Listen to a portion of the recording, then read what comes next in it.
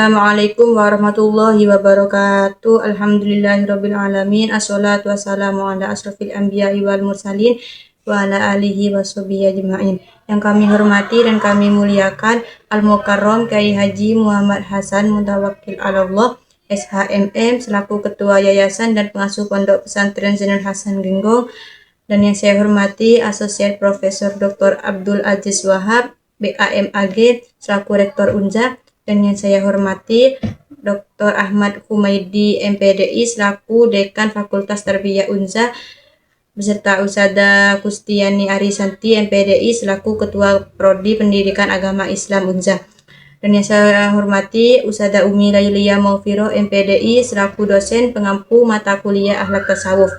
Pada kesempatan kali ini saya akan menjelaskan peta imajinasi yang berjudul Kedudukan Akhlak dan Tasawuf dalam Islam.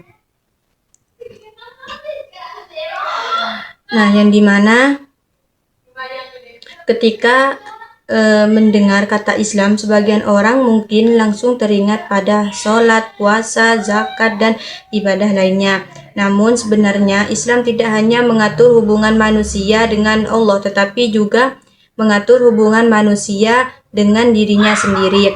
Nah, sesama manusia dan lingkungan sekitarnya gitu.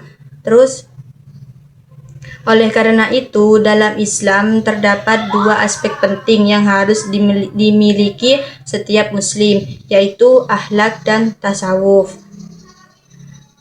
Akhlak berkaitan dengan perilaku dan tindakan seseorang dalam kehidupan sehari-hari. Nah, sedangkan tasawuf itu berkaitan dengan kebersihan hati dan kedekatan seseorang hamba kepada Allah Subhanahu wa Ta'ala. Kedua hal ini sangat penting karena ibadah yang baik harus menghasilkan akhlak yang baik, dan akhlak yang baik itu harus berasal dari hati yang bersih, begitu. Terus di sini ada pengertian akhlak. Nah, yang dimana pertama kita akan membahas tentang akhlak, gitu. Nah, secara bahasa kata akhlak itu berasal dari bahasa Arab, yaitu khulu, yang berarti perangai, tabiat, atau karakter. Sedangkan menurut para ulama, akhlak adalah sifat yang tertanam dalam jiwa seseorang yang mendorongnya melakukan suatu perbuatan secara mudah tanpa harus dipikirkan terlebih dahulu. Artinya, akhlak bukan hanya perilaku yang dibuat-buat atau dilakukan sesekali, tetapi sudah menjadi kebiasaan dalam diri seseorang. Contohnya, jika seseorang terbiasa berkata jujur dalam berbagai keadaan, maka kejujuran itu sudah menjadi akhlaknya, gitu. Begitu juga jika seseorang selalu menghormati orang lain, suka membantu dan menjaga sopan santun, maka itu menunjukkan akhlak yang baik. Pentingnya akhlak dapat dilihat dari sabda Rasulullah Shallallahu Alaihi Wasallam. Sesungguhnya aku diutus untuk menyempurnakan akhlak yang mulia. Hadis ini menunjukkan bahwa salah satu tujuan utama diutusnya Nabi Muhammad SAW adalah untuk memperbaiki dan menyempurnakan akhlak manusia, gitu. Nah, di sini kita akan membahas sumber akhlak dalam Islam. Nah, akhlak dalam Islam itu tidak dibuat berdasarkan pendapat manusia semata, tetapi memiliki sumber yang jelas. Yang sumbernya itu satu, Al-Quran, yang dimana Al-Quran merupakan pedoman utama umat Islam yang berisi petunjuk tentang bagaimana manusia harus bersikap dan berperilaku. Terus yang kedua di sini ada hadis Nabi. Nah, yang mana hadis itu menjelaskan dan memberikan contoh nyata penerapan akhlak dalam kehidupan sehari-hari. Yang ketiga itu ada teladan Nabi Muhammad SAW. Nabi Muhammad SAW itu merupakan contoh terbaik dalam akhlak. Bahkan Aisyah RA itu pernah mengatakan akhlak Rasulullah adalah Al-Quran, gitu. Artinya apa? Artinya seluruh perilaku Nabi itu mencerminkan ajaran Al-Quran. Terus yang keempat, di sini ada ijtihad para ulama. Yang para ulama memberikan penjelasan mengenai penerapan nilai-nilai akhlak sesuai perkembangan zaman. Di sini juga ada tujuan akhlak, nah yang dimana mengapa kita harus memiliki akhlak yang baik. Nah, ada beberapa tujuan utama akhlak, yaitu pertama, membentuk pribadi yang mulia. Terus maksud dari itu, orang yang memiliki akhlak baik akan lebih dihormati dan dipercaya oleh orang lain. Kedua, itu menciptakan kehidupan masyarakat yang harmonis.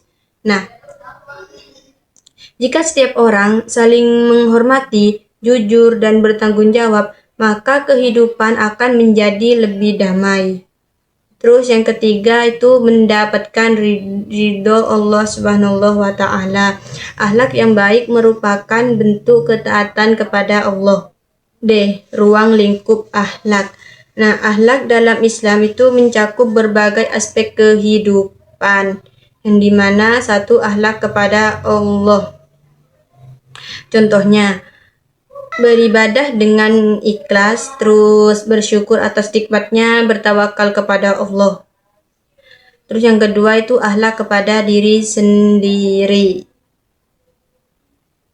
Contohnya, menjaga kesehatan, terus menuntut ilmu, terus menjaga kehormatan diri, begitu. Itu contohnya.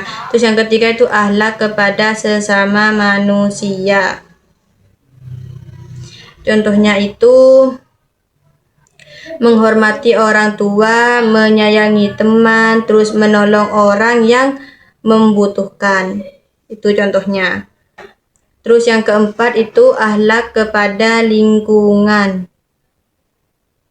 Contohnya menjaga kebersihan, terus tidak merusak alam, dan menjaga kelestarian lingkungan. Terus di sini juga ada pengertian tasawuf, yang dimana selanjutnya kita masuk ke pembahasan tasawuf. Nah, tasawuf adalah ilmu yang mempelajari cara membersihkan hati dan mendekatkan diri kepada Allah Subhanahu wa Ta'ala. Jika akhlak berfokus pada perilaku yang terlihat, maka tasawuf lebih berfokus pada kondisi batin atau hati manusia. Tasawuf itu mengajarkan manusia untuk satu, menghilangkan sifat sombong, terus menjauhi iri hati, terus menghindari riya atau pamer, terus mengendalikan hawa nafsu. Karena banyak masalah manusia sebenarnya berasal dari hati yang tidak bersih, gitu. Di sini ada tujuan tasawuf. Tasawuf memiliki beberapa tujuan penting. Yang pertama itu tazkiyatun nafs, yaitu penyucian jiwa, membersihkan hati dari sifat-sifat buruk. Yang kedua ada ma'rifatullah, yang dimana mengenal Allah lebih dekat melalui ibadah dan perenungan.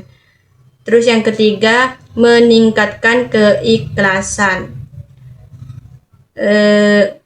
yang dimana membiasakan melakukan segala sesuatu semata-mata karena Allah. Terus yang keempat, mendekatkan diri kepada Allah. Tasawuf membantu manusia merasakan kedekatan spiritual dengan Allah Subhanahu wa Ta'ala. Terus di sini akan membahas ruang lingkup tasawuf. Dalam tasawuf terdapat beberapa konsep penting. Nah, yang pertama itu tazkiyah an-nafs, penyucian jiwa dari sifat buruk. Terus yang kedua itu riyadhah, yang dimana latihan spiritual seperti memperbanyak zikir, puasa sunnah, dan muhasabah diri. Terus yang ketiga itu ada muraqabah. Muraqabah itu merasa selalu diawasi oleh Allah sehingga lebih berhati-hati dalam bertindak. Terus ada Zuhud. Zuhud itu tidak berlebihan mencintai dunia, itu zuhud. Nah, zuhud bukan berarti meninggalkan dunia, tetapi menjadikan dunia sebagai sarana menuju akhirat. Itu. Terus yang kelima itu tawakal. Berserah diri kepada Allah setelah melakukan usaha maksimal, itu tawakal. Yang di sini juga kami lihat tentang hubungan akhlak dan tasawuf. Nah, bagian terpenting dari peta ini adalah hubungan antara akhlak dan tasawuf, itu bagian pentingnya. Yang keduanya itu memiliki hubungan yang sangat erat gitu. Nah, tasawuf itu memperbaiki hati manusia, sedangkan akhlak itu merupakan hasil nyata dari hati yang baik gitu. Nah, sebagai contoh, jika seseorang memiliki hati yang ikhlas karena Allah, maka ia akan mudah membantu orang lain tanpa mengharapkan pujian, gitu kan.